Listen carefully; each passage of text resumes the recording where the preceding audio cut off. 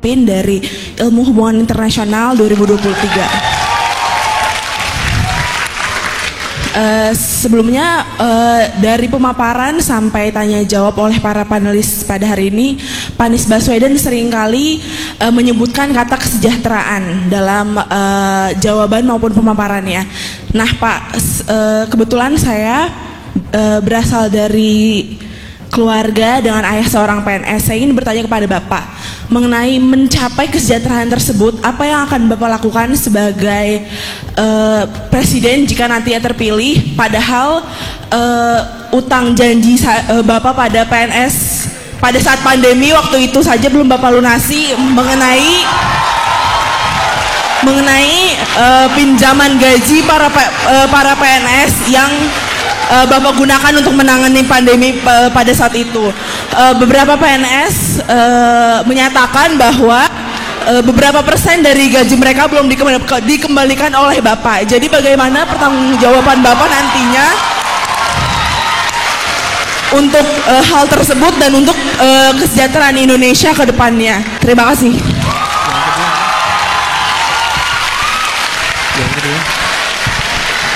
Yang Anies, kalau panelis-panelisnya yang bertanya saya agak tenang, kalau mahasiswa yang bertanya saya nggak begitu tenang nih Pak Anies. Udah bener Pak, begini Pak, sudah seharusnya seperti ini. Ya harus begini ya. Betul. Harus begini. Terima kasih. Silakan Pak Anies. Ya. Di sini letak serunya kampus, Bu. Jadi ada kebebasan berekspresi. Nah, dari namanya Septi ya, Septi. Terima kasih atas pertanyaan itu. Saya ingin ceritakan bagi yang tidak tahu konteksnya tentang pertanyaan gaji ASN PNS yang ditahan. Bicara kesejahteraan, bicara ini. Saya ingin sampaikan, ketika terjadi pandemi, pemerintah daerah, termasuk pemerintah pusat, harus melakukan penggeseran anggaran. Untuk apa? Untuk membantu penanganan COVID. Dua aspek. Aspek kesehatan dan aspek jaminan sosial. Kenapa jaminan sosial? Karena warga diminta untuk di rumah. Dengan warga diminta untuk di rumah, maka mereka tidak bisa banyak sekali warga yang tidak punya pendapat rutin. Mereka yang pendapatannya harian otomatis hilang pendapatannya. Yang pendapatannya bulanan, mereka masih bisa mengandalkan gaji, pekerjaannya masih dipertahankan. Ya, nah.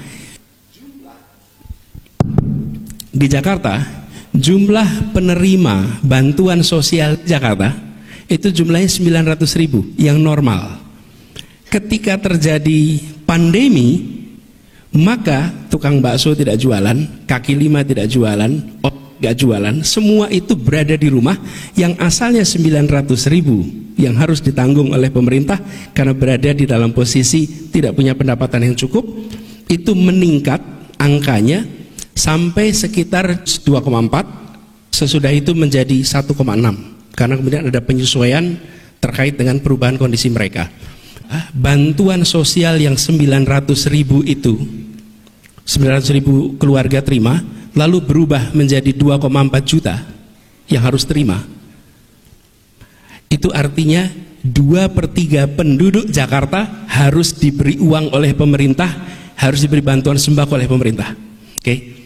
Jadi saya sebagai gubernur pada waktu itu mengumpulkan ASN dan saya membuat rekaman, kalau boleh ke BEM, dan itu saya berikan nanti link rekaman dan lihat rekamannya.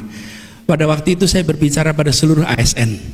Sekarang ini ada uang nilainya 1,6 triliun mau dipakai untuk 60.000 ASN atau mau dipakai untuk menghidupi 2,4 juta keluarga di seluruh Jakarta. Itu TKD-nya, tunjangan kinerja daerah. Jadi saya katakan pada ASN, kami teruskan uang ini pada Anda dan diterima oleh 60.000 ASN.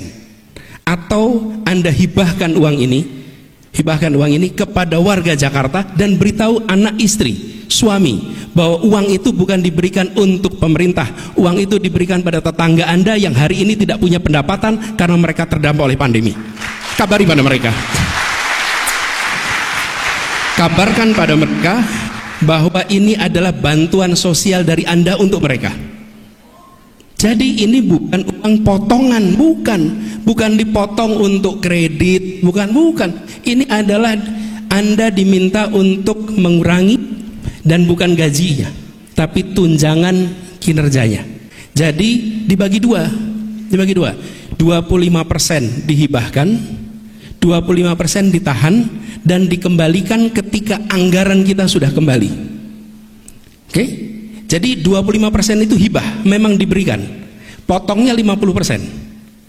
Jadi pemotongan itu bukan pemotongan untuk beli alat kesehatan, bukan pemotongan untuk vaksin, itu pemotongan jadi beras, yang menjadi gula, yang menjadi sembako bagi tetangga-tetangga para ASN yang ada di Jakarta. Itu sebabnya di awal, Prof. Haji, di awal ASN itu menolak ketika mendengar kabar pemotongan, karena mereka terbiasa pemotongan untuk aktivitas-aktivitas macam-macam. Setelah dijelaskan bahwa ini langsung untuk sembako, saya katakan pada mereka, lihat dada Anda, di situ ada tulisan abdi negara, jalankan tugas sebagai abdi negara, berikan 50% itu karena Anda adalah yang terdepan untuk merawat Indonesia kita. Oke? Nah, 25% harus dikembalikan. Kapan dikembalikannya? Ketika APB DKI Jakarta sudah kembali. Kenapa? APBD kita 80 triliun, kontraksi, kehilangan tinggal 48%, kehilangan 52%. Anda bayangin, tidak pernah ada dalam sejarah. Dan saya merasa bersyukur sekali, Tuhan mentakdirkan saya menjadi pemimpin di Pemprov DKI Jakarta ketika menghadapi hantaman yang luar biasa itu. Itu pengalaman menghadapi sebuah krisis yang beyond imagination. Saya bersyukur Tuhan mentakdirkan itu. Dan ini adalah bentuk-bentuk kekayaan pengalaman. Dan sekarang pelan-pelan uang itu harus dikembalikan. Karena hilangnya itu banyak. Bayangkan 80 triliun, kehilangan 52%, pelan-pelan itu kembali. Jadi bagi ASN yang hari ini belum terima, it's a matter of time, uang itu akan dikembalikan. Begitu APBD-nya kembali, uang itu dikembalikan. Tapi ingatlah bahwa uang itu dikembalikan semata-mata karena dulu dipakai untuk menghidupi tetangga Anda yang tidak bisa makan, tidak cukup pendapatan karena terdampak oleh COVID. Itu ceritanya. Baik, terima kasih Pak Anies. Luar biasa sekali.